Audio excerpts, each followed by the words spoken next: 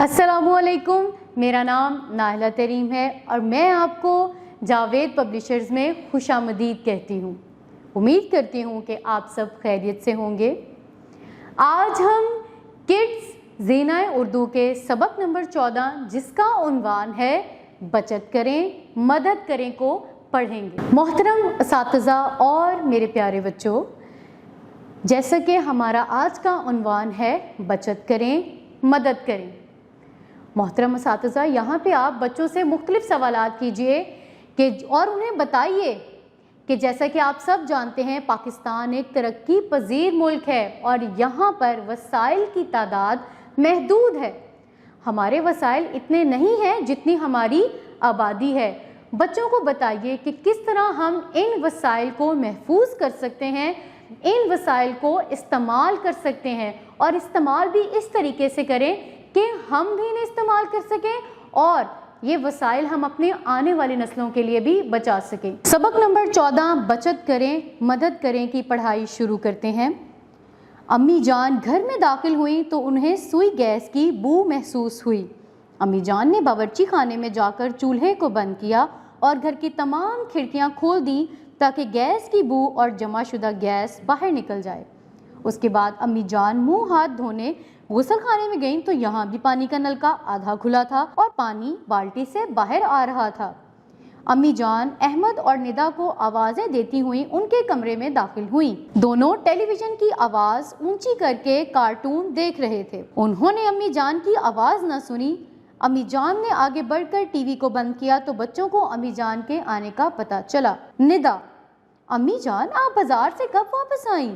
अम्मी जान ने आधा घंटा पहले घर आ गई थी। पहले ये बताओ, बावर्ची खाने में चूल्हा किसने सही तरह से बंद नहीं किया था? अहमद: अम्मी जान, निदा ही बावर्ची खाने में गई थी।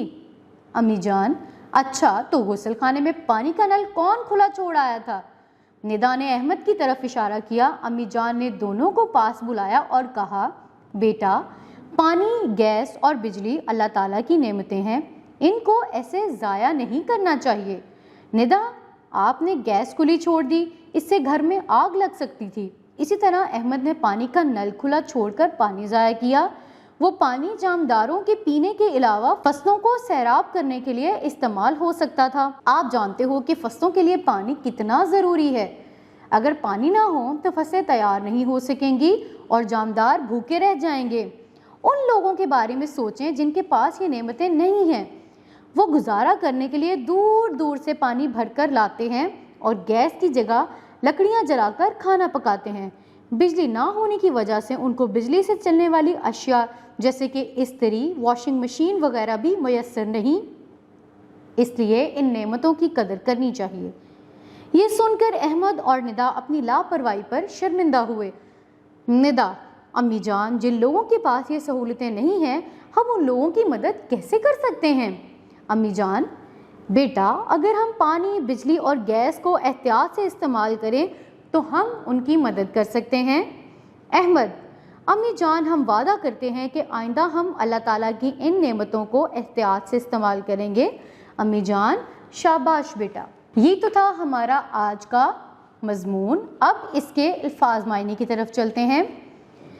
पहला लफ्ज़ है नेमतें, जिसका मायने है ज़िंदगी की आसानियाँ।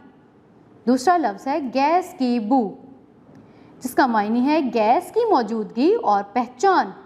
नंबर 3 एहतियात से, जिसका मायने है सोच समझकर। नंबर 4 मुयस्सर, जिसका मायने है फ़ायदे और इस्तेमाल के लिए मौजूदा चीज़ें। नंबर 5 सैराब करना, जिसका मायने है आबपाशी, फसलों को पानी देना। नंबर 6 लापरवाही, जिसका मायने है परवाह न करना, बिल्कुल तवज्जो ना देना। उम्मीद है ये सबक आपको अच्छे से समझ आ गया होगा। आपकी समाअत का बहुत शुक्रिया। अपना बहुत सा ख्याल रखिए।